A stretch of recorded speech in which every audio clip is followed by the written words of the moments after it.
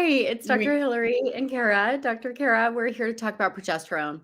There's a lot of really important progesterone is one of our major sex hormones that has Big deal. multiple impacts on you, your life, your mood, your menstrual cycle, your fertility, and we want to unpack a couple really important issues that we think you can work on. Big deal. Really big deal. Progesterone can be the problem, whether you're trying to get pregnant or you're going through perimenopause or you're having sleep problems or you're having mood issues. We have to look at progesterone, right? I think it's like very overlooked. People talk about estrogen. Why does estrogen get to be the dominant one? Like, what's up with Estrogen that? gets to be the dominant one because it's known to do a lot of very protective things. But in general mainstream medicine, overall, especially when you're talking about hormone replacement therapy, which is that progesterone's just literally like an add-in, like so that it prevents cancer. And many people think that progesterone is potentially dangerous. And when we use progesterone in mainstream medicine, most of that is they're using medroxyprogesterone, which is a chemical that they say in Spain, no tiene nada que ver. Like it has nothing, it doesn't look like, it doesn't have anything to do with regular natural progesterone. So when we use products like Provera, or when they're doing progesterone shots, sometimes in IVF, or then we're not using oral micronized progesterone or bioidentical progesterone. So we want to talk a little bit about what are some of the setups that create progesterone deficiencies, and what are some of the hacks or things that you can do to keep your own progesterone robust. I think you just did like the thing that we're talking about stress, because like all those words you just said, like super nerdy doctor, like I don't even know what just happened there. All those words. So Hillary was just talking about all the forms of progesterone because Hillary is a prescriber of these hormones. So she's up in the structure and the details and all this stuff. But and so it's very specific though. I think that's a good point in that there are different forms of these hormones and you do want to work with someone who like really knows all the details, but like, we're not going to teach you those things. We just want to make some big points that Hillary and I both had progesterone issues when we were trying to get pregnant, right? But for such different reasons. So it's very interesting that totally different presentations. Hillary had PCOS. So her ovaries themselves weren't quite as healthy, from the PCOS, like, because you're pushing out a lot of follicles all the time. There's a lot of oxidative stress. There's a lot of dynamic function. My stress hormones were through the roof because I live off of stress hormone crack. Yeah. So that cortisol thing, we call it the progesterone steal, right? The progesterone is a steroid hormone, but it actually can be used to convert over to stress hormone. And your body might want to do that, right? Because like if you're trying to run from the bear or survive a storm or run, you have to use your stress hormone. You have to get stress hormone, whereas progesterone might not be as important. But most of the stress from people we work with, and your stress at that time, it wasn't like life or death, right? It's psychological stress that your body just can't tell, like, she's worried about getting an A on the test, and that's not actually, she's not going to die, right? She's not going to get like maimed getting Though it felt like that at the time. But that was likely at the time when you were having the progesterone steal from stress and PCOS. And then my issue was I was having much shorter menstrual periods. I had terrible endometriosis. And again, I had egg quality issues and ovary health issues from the endometriosis, kind of like destroying my ovaries because I had cysts there. But the reality was we both had the same issue, right? It's called a luteal phase defect for fertility. And now we think about it in a lot of other areas, right? In a lot of other areas, especially as we're aging. Yeah. So progesterone's sort of the most important hormone in perimenopause to address early. Many people come once they're already very symptomatic. They're having sleep issues, they're having anxiety. And this can definitely happen in fertility as well, where there's for the same reason, right? For the same reason. And basically it's that when you ovulate, you need a good ovulation when you ovulate, the corpus luteum is what actually secretes the majority of the progesterone. And so if you don't have a good ovulation, a well-timed ovulation, if you skipped ovulation, and there's like a whole lot of reasons for that, stress included, you're not going to have that progesterone. And progesterone is known as being a neuro-calmative, that it actually works on your brain to keep you calm. If you see a woman at the end of her second trimester, beginning of her third trimester, she is flooded with progesterone, and it's kind of hard to get those ladies upset. But right before the birth, yes.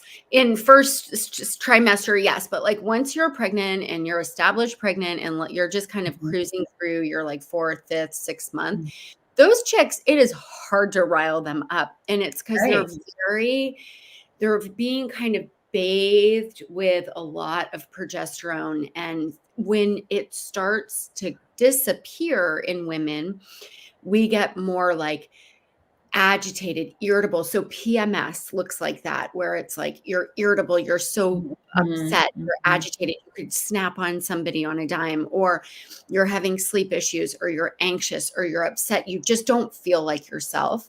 Then you're starting to wonder, and especially if it's like cyclical, then you're starting to wonder, like, am I having progesterone issues, progesterone deficiency issues?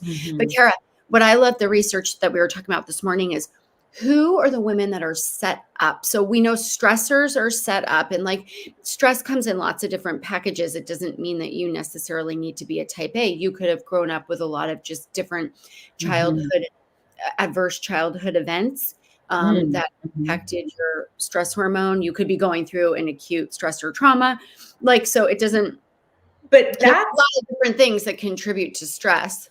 Yeah, but that, like what you just mentioned there, I think is kind of overlooked sometimes, because if you have a stress or trauma around age 10, 11, 12, 13, like right when you sort of start getting your menstrual cycle, it can be embedded in your adrenal function and your sort of stress pathway and affect your progesterone. So it's a really incredible dynamic that it's sort of like, now we've shifted how this woman produces progesterone always. Quite interesting. And I mean, how hard are those age groups? Your parents get a divorce, you switch schools, high school's awful, middle school's awful anyway, right? So, I mean, the likelihood that there could be a trauma at that point is pretty high. So it's like sort of checking in on that.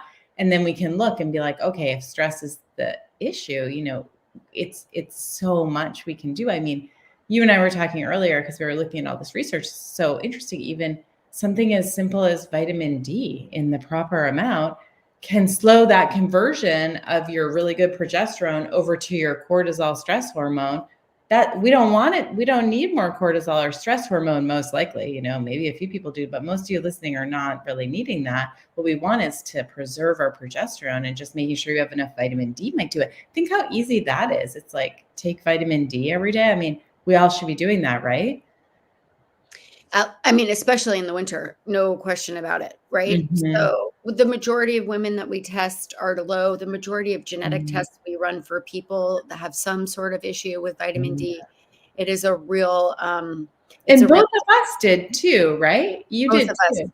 Both of us on our, but in a different pathway from, Well, and we were both in Seattle with our fertility issues, which is a place where like you get no sunlight, the vitamin D levels are really low. So, and before that, we both lived in New England where we didn't get a ton of vitamin D. So it's a really interesting thing. Like, how much did that alone contribute to our luteal defect, our progesterone? That's true. Yeah.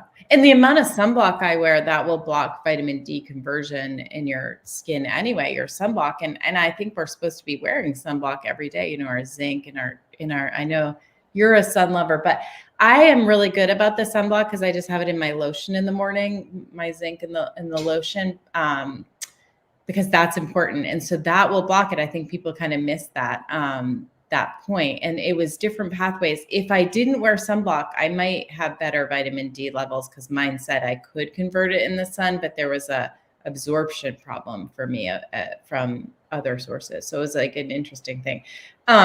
And just so like every conversation here at Doctors in Demand, we have a lot of tangents, and we have a lot of tangents.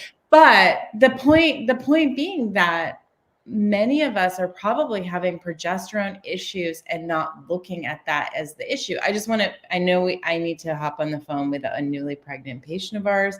And if you're listening, I'm going to be 2 minutes late to our call, but this is exciting.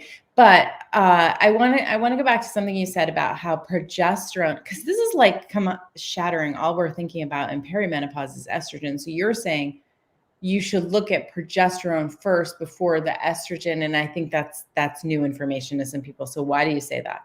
Progesterone could be in play for years before you ever actually need estrogen. Believe it or not, the early symptoms in perimenopause and fertility, if you're in your 40s, are actually having a progesterone luteal phase defect, meaning that you're not quite making enough because the eggs are a little tired, the lights are dimming down on the ovary, the egg is not secreting as much progesterone, and you've had compounded long-term chronic stress, right? So and potentially thyroid issues. We'll do a whole nother thing on the thyroid. We'll come back and do that. Yeah, because that's a good link to go through. Many women, if they're using oral micronized progesterone, maybe in the luteal phase, maybe across the whole cycle, very dependent on your situation, it will totally prolong perimenopausal symptoms.